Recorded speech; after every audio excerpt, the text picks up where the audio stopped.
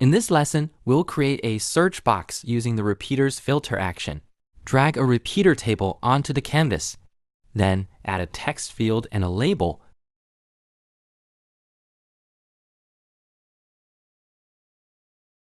Setting the label's text to X to serve as a close button.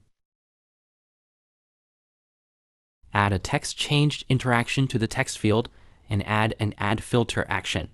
Set the target to the repeater, and for filter name, choose the first column, full name. Keep text on change as it is, then select the text field. Uncheck Remove Order Filters to allow multiple filters to be applied, enabling filtering across multiple fields. Leave Match Any selected, meaning that if multiple filters are present, rows will be displayed if they meet any filter condition. Match All would require rows to meet all filter conditions. Smart can match any filter on the same column, but must match all filters across different columns. Copy and paste this action, changing first name to last name in the filter rule.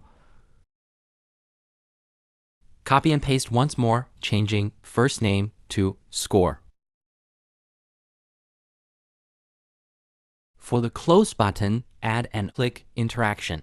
Add a remove sort action, set sort to all and remove all filters. Then set the text field to be empty.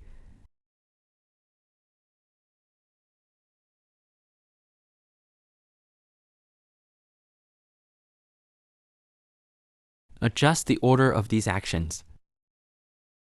Preview the prototype.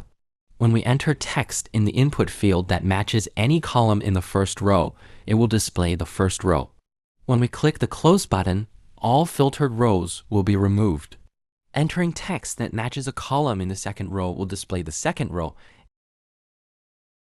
and entering text matching a column in the third row will display the third row.